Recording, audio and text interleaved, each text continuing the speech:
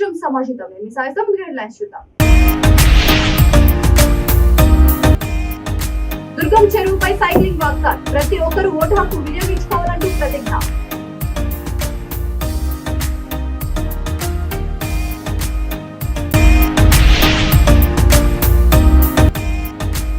ఆరోగ్యశ్రీని చంద్రబాబు అనారోగ్యశ్రీగా మార్చారు. విశాఖలో ఏపీ ఆరోగ్య శాఖ మంత్రి విడుదల రజనీ ఆరోపణలు.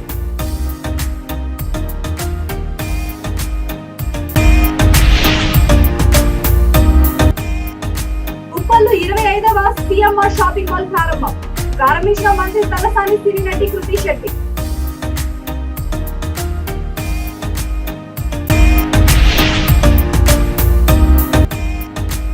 బాపట్ల జిల్లాలో యువకుడు దారుణ హత్య, మద్యం మధ్యలో కత్తితో పొడిచి చంపిన దుండగుడు.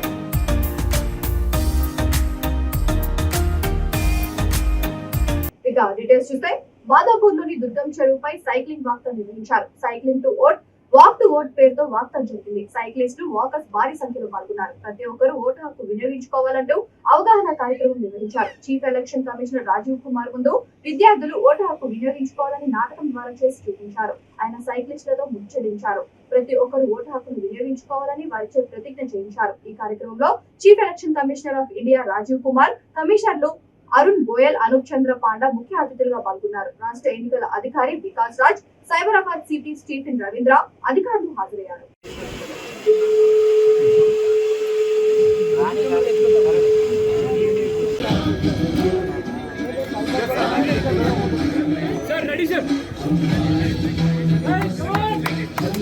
A big round of applause to all our cyclists who are taking part in today's event, and especially to the team that's going across the state to celebrate our democracy, to celebrate our rights.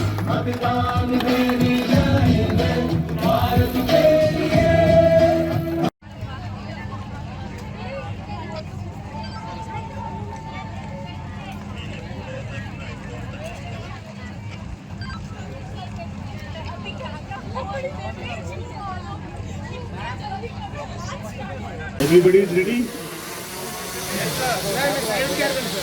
We, the citizens of India, having abiding faith, hereby pledge to uphold the democratic traditions of our country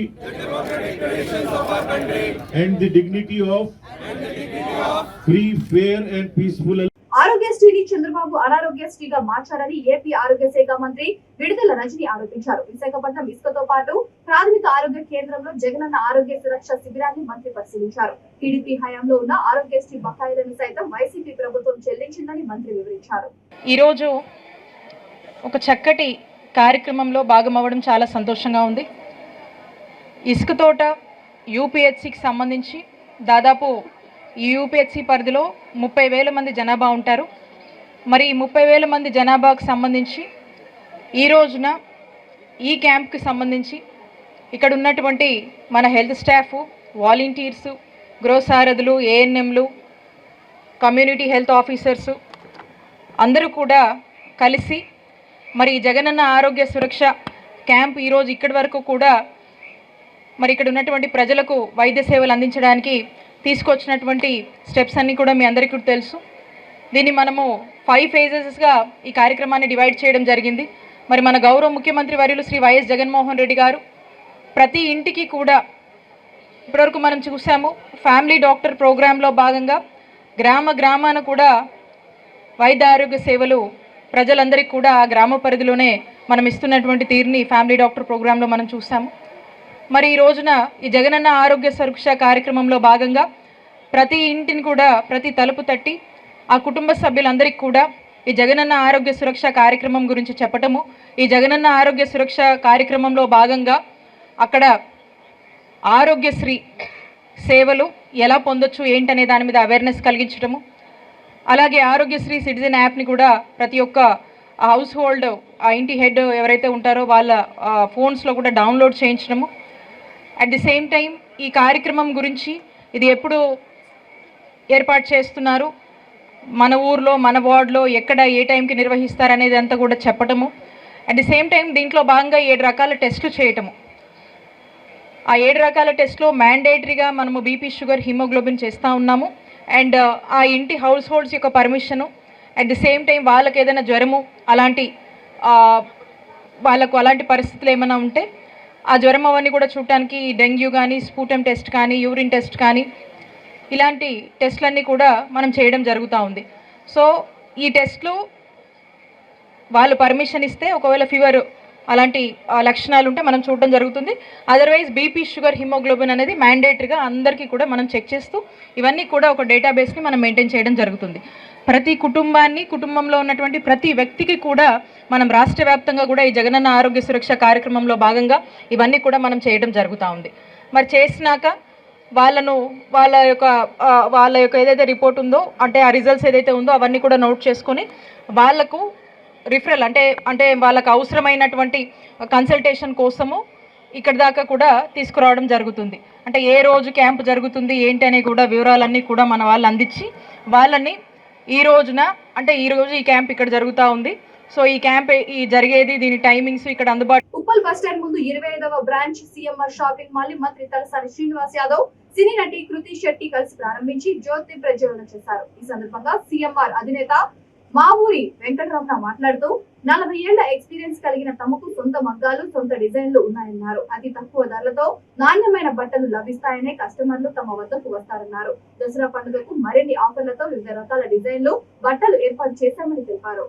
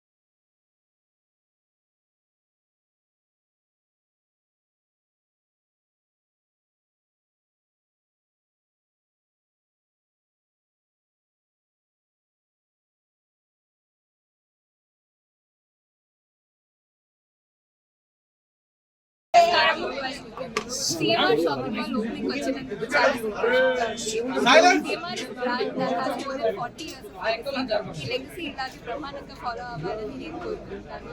మీరు లోపల చూస్తే చాలా చాలా colourful and bright colours ఉన్నాయి, very అట్రాక్టివ్గా ఉన్నాయి. So ఇప్పుడు పండుగ వస్తుంది, దసరా వస్తుంది, దివాళీ వస్తుంది. I think shoppers will really thank you so much.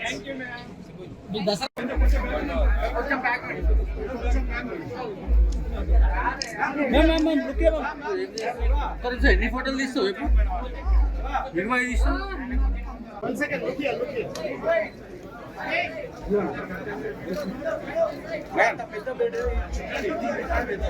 Madam ఒక్కసారి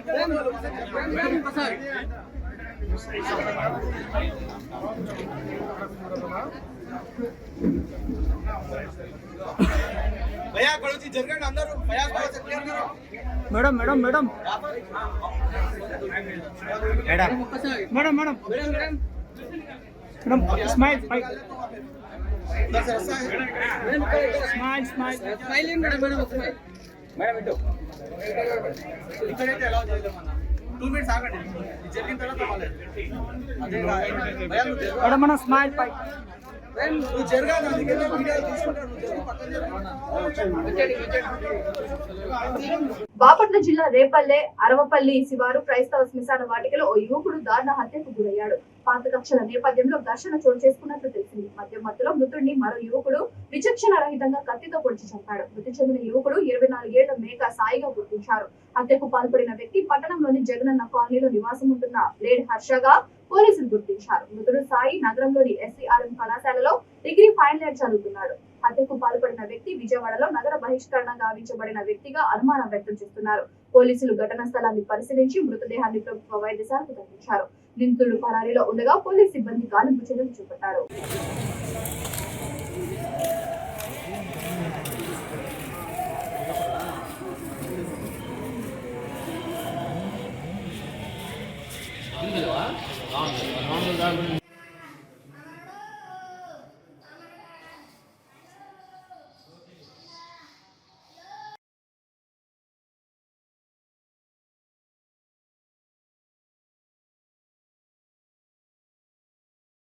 మేడ్చల్ జిల్లా బోడుపల్ మున్సిపల్ కార్పొరేషన్ లో 14వ డివిజన్ కార్పొరేటర్ పాసం శశిరేఖ బుచ్చి యాదవ్ ఆధ్వర్యంలో వివిధ కార్యక్రమాలు నిర్వహించారు. ఈ కార్యక్రమాలకు మంత్రి మల్లారెడ్డి ముఖ్య అతిథిగా హాజరై వివిధ కాలనీలో శంకుస్థాపన చేశారు. ఈ సందర్భంగా కార్పొరేటర్ మాట్లాడుతూ వివేకానంద నగర్ కాలనీలో ఆర్చి ఖమ్మాన్ కమిటీ హాల్, వినాయక్ నగర్ కాలనీలో park, urban primary health care centre ప్రారంభించామన్నారు.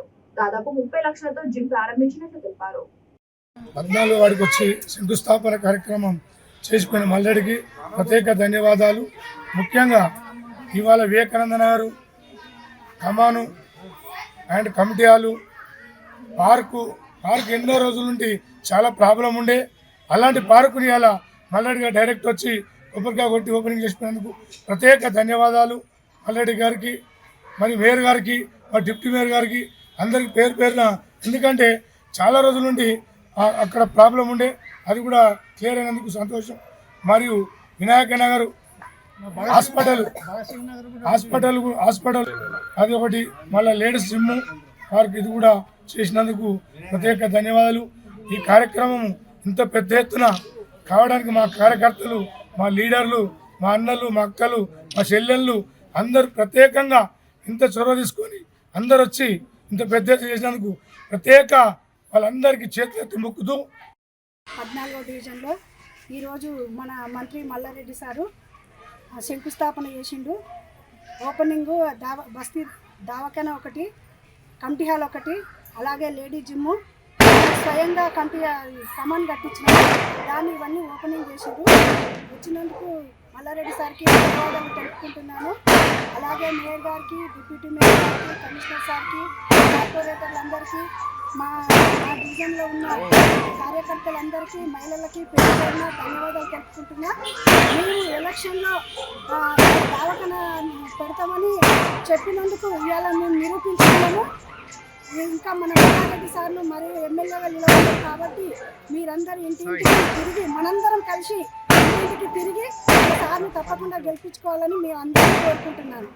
Nizamabad Bheemgal సభలో ప్రధాని మోడీ పచ్చి అబద్ధాలు మాట్లాడాడని మంత్రి వేముల ప్రశాంత్ రెడ్డి ఆగ్రహం వ్యక్తం చేశారు. భీంగల్ మండలం సికింద్రాపూర్ లో ఆయన మీడియాతో మాట్లాడుతూ సీఎం కేసీఆర్ పై ప్రధాని మోడీ అవినీతి ఆరోపణలు చేయడం సిగ్గుచేటన్నారు. ఎలాంటి ఆధారాలు లేకుండా ముఖ్యమంత్రి స్థాయి వ్యక్తి మీద ప్రధాని స్థాయి వ్యక్తి ఆరోపణలు చేయడం దిగజారుడు రాజకీయాలకు నిదర్శనమని మండిపడ్డారు. కేసీఆర్ పై చేసిన అవినీతి ఆరోపణలకు ఆధారాలు చూపెట్టకుంటే మోడీ యావత్ తెలంగాణ సమాజానికి బేషరతుగా క్షమాపణ చెప్పాలని మంత్రి వేముల డిమాండ్ చేశారు. చాలా అన్యాయమైన మాటలు. ఒక ప్రధానమంత్రి స్థాయిలో ఉన్న వ్యక్తి మాట్లాడవలసిన మాటలు కావు. ఏమంటాడు ఆయన? కేసీఆర్ అట ఆయన ఎక్కువ 3 సంవత్సరాల క్రితం కలిసిందట, కలిసి రూమ్లో ఇద్దరే మాట్లాడుకున్నారట. ఆ మాట్లాడుకునే సందర్భంలో కేసీఆర్ నేను నా కొడుకుని సీఎం చేస్తా, నీ ఆశీర్వాదం కావాలని అడిగిండట ఆయన.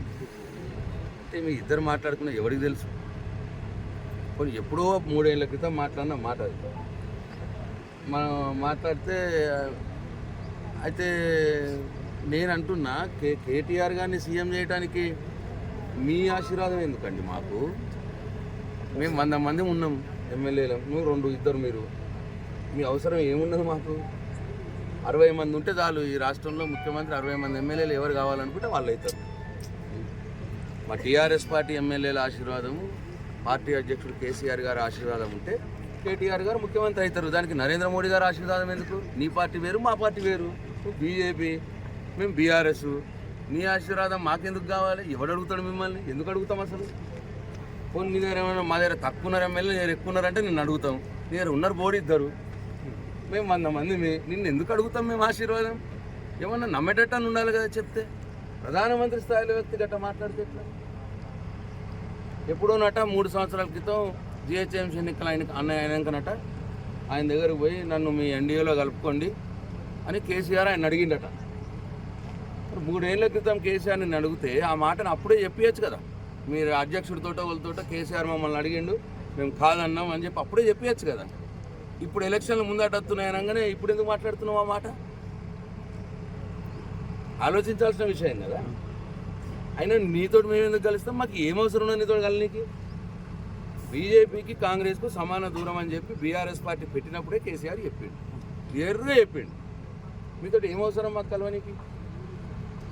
అంటే ఇటువంటి మాటలన్నీ కూడా ఒక పెద్ద మనిషి అటువంటి తోడు ఇంత చిల్లరగా ఇంత నీచ స్థాయికి దిగజాడి మాట్లాడు అన్యాయం. అవినీతి గురించి మాట్లాడుతుంది, కేసీఆర్ అవినీతి పరుడు అంటాడు. చూపి సాక్ష్యాలు, ఆధారు రుజువులతోటి చూపించి మాట్లాడు. లేదు చర్యలు తీసుకో చట్టపరంగా. నేను ఎవడాపిండు? కేసీఆర్ నిజంగానే తప్పు చేసి ఉంటే ఆధారాలు చూపి, సాక్ష్యాలు చూపి. నువ్వు ప్రధానమంత్రి కదా, అధికారమే నీ చేయాలి ఉన్నది కదా, చూపించి చట్టపరంగా చర్యలు తీసుకో. ఏమీ లేదు ఇక్కడ, ఏమీ లేదు తప్పు, అక్కడికి ఏం దొరకలేవు. 5 ఏళ్ళ అవినీతి జైలు వేస్తాం 5 ఏళ్ళ. మళ్ళీ ఇప్పుడు ఎలక్షన్లు వచ్చేటప్పుడు ఇప్పుడు బహిరంగ సభలో మాట మాట్లాడుతున్నాడు. నేను డిమాండ్ చేస్తా ఉన్నా నరేంద్ర మోడీ గారిని, నువ్వు ముఖ్యమంత్రి, ఒక ప్రధానమంత్రి స్థాయి వ్యక్తి ముఖ్యమంత్రి మీద అట్లా మాట్లాడడం తప్పు, ఆధారాలు లేకుండా మాట్లాడడం తప్పు. నువ్వు రుజువులు చూపి, ఒకవేళ కేసీఆర్ తప్పు చేసి ఉంటే రుజువులు చూపించి మాట్లాడు. లేకపోతే నిన్న నువ్వు మాట్లాడిన దానికి తెలంగాణ ప్రజలకు క్షమాపణ చెప్పాలి నరేంద్ర మోడీ. ఖమ్మం జిల్లా పాలేరు నియోజకవర్గం కూసుమంచి మండలంలో మాజీ మంత్రి తుమ్మల నాగేశ్వరరావు పర్యటించారు. మునిగేపల్లిలో విస్తృత స్థాయి సమావేశానికి ఆయన హాజరయ్యారు. గ్రామానికి వచ్చిన తుమ్మల నాగేశ్వరరావుకు గ్రామస్తులు ఘన స్వాగతం పలికారు. స్థానిక రామాలయంలో తుమ్మల ప్రత్యేక పూజా కార్యక్రమాల్లో పాల్గొన్నారు.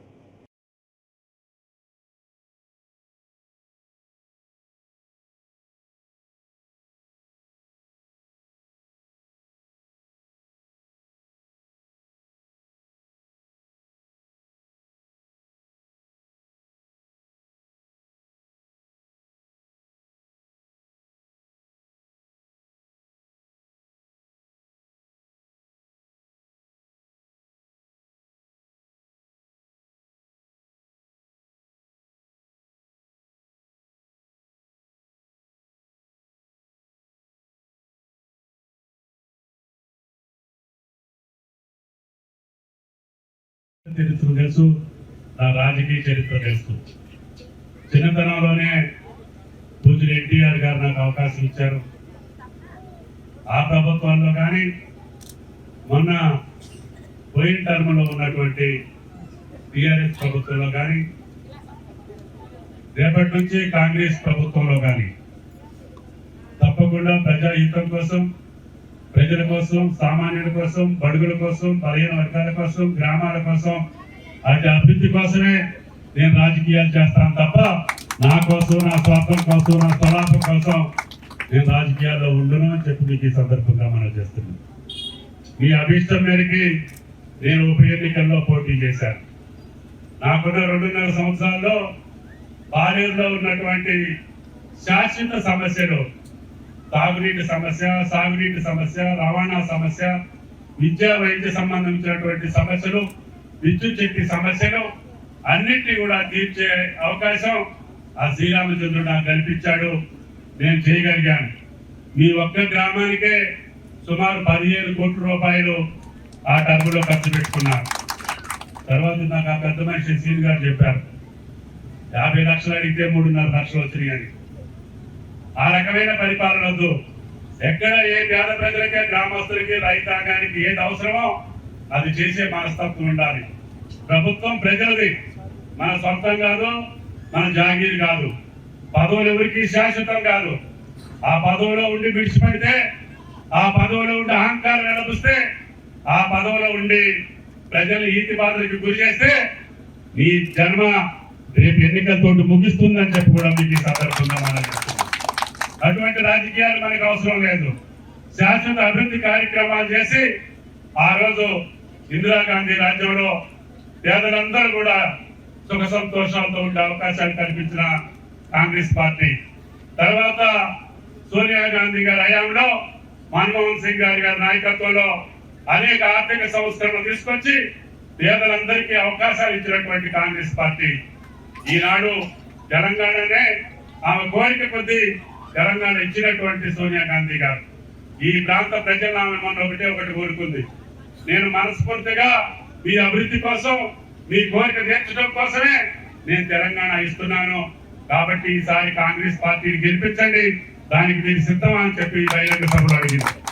అందుకనే పేద ప్రజలకు కావాల్సినటువంటి గుడిమాల్ కపూర్ మండి రోడ్డు సిఐ అంజయ్య టీం ఆధ్వర్యంలో లంగర్ హౌస్ ట్రాఫిక్ పోలీసులు స్పెషల్ డ్రైవ్ రోప్ ఆపరేషన్ నిర్వహించారు. నిత్యం చాలా మంది మార్కెట్ కి పూలు కూరగాయల కోసం వస్తుంటారు. పోలీసులు అక్రమ ఫుట్పాత్ వ్యాపారులపై చట్టపరమైన చర్యలు తీసుకున్నారు.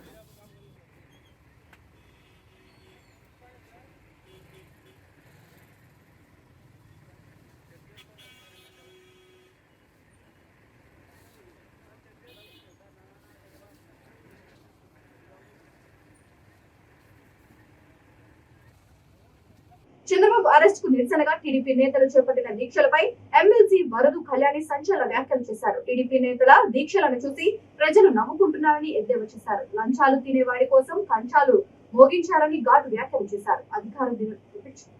అధికార దుర్వినియోగం చేసి హెరిటేజ్ ఇతర ఆస్తులు సంపాదించారని ఆరోపించారు. 1997 నుండి ఇప్పటి వరకు చంద్రబాబుపై 17 కేసులు ఉన్నాయని, ఏ తప్పు చేయకపోతే చంద్రబాబు ఆస్తులపై సిబిఐ, ఈడీ సిట్టింగ్ జడ్జిలతో విచారణ చేయాలని, దీక్ష చేయవచ్చు కదా అని సలహా ఇచ్చారు. చంద్రబాబు కన్నా రాజకీయ సైకో ఎవరు లేరని అనిత తెలుసుకోవాలని సూచించారు. అనితకు జగన్ పేరు పలికే అర్హత లేదని వరదు కళ్యాణి మండిపడ్డారు. నిన్న తెలుగుదేశం పార్టీ వాళ్ళు దీక్ష చేశారు. ఆ దీక్షను చూసి ప్రజలందరూ నవ్వుకుంటూ ఉన్నారు. ఒక అవినీతి పరుడైన చంద్రబాబు నాయుడు గారి జైలుకి వెళ్తే, దొంగ జైలుకి వెళ్తే దొంగ దీక్షలు చేస్తూ ఉన్నారు. మొన్నేమో కంచాలు కొట్టారు. లంచాలు తిన్నోడి కోసం కంచాలు కొడుతున్నారు ఏంటి అనేసి ప్రజలందరూ కూడా చీకొట్టారు. నిన్న దీక్షకు కూడా సరైన స్పందన లేదు. న్యాయస్థానంలో తీర్పు మాట తర్వాత ప్రజా తీర్పులోనే ప్రజలు చంద్రబాబు నాయుడిని నమ్మలేదు అనే విషయాన్ని తమ సంఘీభావం తెలియజేయకుండా తమ అసంతృప్తిని తెలియజేశారు. అలాగే నిన్న భువనేశ్వరి గారు గాంధీ జయంతి రోజున దీక్ష చేశారు. అసలు ఆ దీక్ష చూసి ప్రజలందరూ నవ్వుకుంటున్నారు. ఎందుకంటే గాంధీ జయంతి రోజు దేశమంతా కూడా మహాత్మా గాంధీకి నివాళులు అర్పిస్తే తెలుగుదేశం పార్టీ వాళ్ళు అవమానించారు. ఎందుకంటే భువనేశ్వరి గారి తండ్రి గారైన ఎన్టీ రామారావు గారే చెప్పారు, గాడ్సే కంటే ఘోరం, గొడ్డు కంటే హీనం అని చంద్రబాబు నాయుడు గారి గురించి చెప్పారు. గాంధీజీని చంపిన గాడ్సే కంటే ఘోరమైన చంద్రబాబు నాయుడు ఆ అరెస్ట్కి వ్యతిరేకంగా వీళ్ళందరూ గాంధీ జయంతి రోజు దీక్ష చేస్తూ ఉంటే నిజంగా దాన్ని గాంధీ గారిని అవమానించినట్టుగా ప్రజలందరూ భావించారు. అలాగే తీసుకుంటే ఆ దీక్షకు పెట్టారు పేరు సత్యమేవ జయతే అంట. అది సత్యమేవ జయతే కాదు, అసత్యమేవ జయతే. అలాగే సత్యాగ్రహ దీక్ష అట. అది సత్యాగ్రహ దీక్ష కాదు, అసత్యాగ్రహ దీక్ష. అలాగే వాళ్ళు అంటూ ఉన్నారు ఆ దీక్షని దీక్ష భూనిన అభిమానం అట. నేనైతే చెప్తూ ఉన్నాను అది దీక్ష భూనిన అవినీతి. అలాగే తీసుకుంటే మీది అహింసా మార్గం కాదు, అవినీతి మార్గం. అలాగే మీరు గాంధీకి వారసులు అని చెప్తూ ఉన్నారు, మీరు గాంధీజీకి వారసులు కాదు, గాడ్సేకి వారసులు. ఇంకో విషయం తీసుకుంటే ఆశ్చర్యకరమైన విషయం, భువనేశ్వరి గారు ఆవిడ చేస్తున్నారు దీక్ష తన భర్త కోసం, కానీ చెప్తున్నారు ప్రజల కోసం.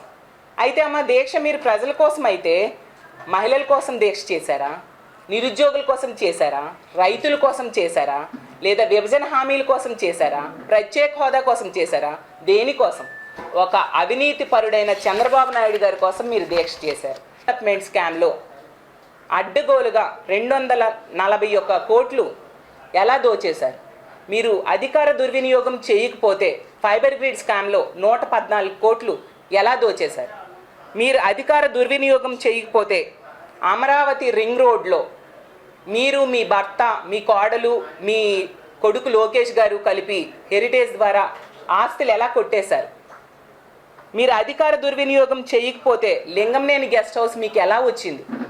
మీరు అధికార దుర్వినియోగం చేసే 118 కోట్లు మీ ఇంట్లో దాచుకున్నారని ఐటీ వాళ్ళు మీకు నోటీసులు ఇవ్వలేదమ్మా? ఇదంతా అధికార దుర్వినియోగం చేయకుండానే మీకు వచ్చేసాయి ఈ డబ్బులన్నీ. అలాగే తీసుకుంటే మీరు ముగించే ముందు హెడ్లైన్స్ మరొకసారి. దుర్గం చెరువుపై సైక్లింగ్ వాక్థాన్, ప్రతి ఒక్కరూ ఓటు హక్కు వినియోగించుకోవాలంటూ ప్రతిజ్ఞ.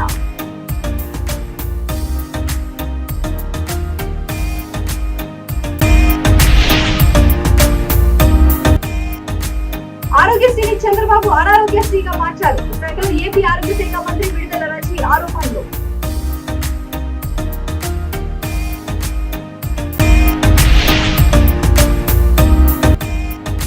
ఉప్పల్లో 25వ సిఎంఆర్ షాపింగ్ మాల్ ప్రారంభించిన మంత్రి తలసాని సిరినటి కృతి శెట్టి.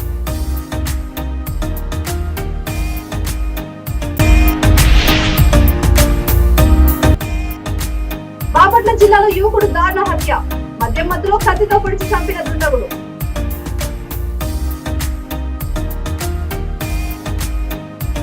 సమాప్తం. మళ్ళీ కలుద్దాం. అంతవరకు చూస్తున్నాం V3 న్యూస్ లక్ష్యం సమాజం.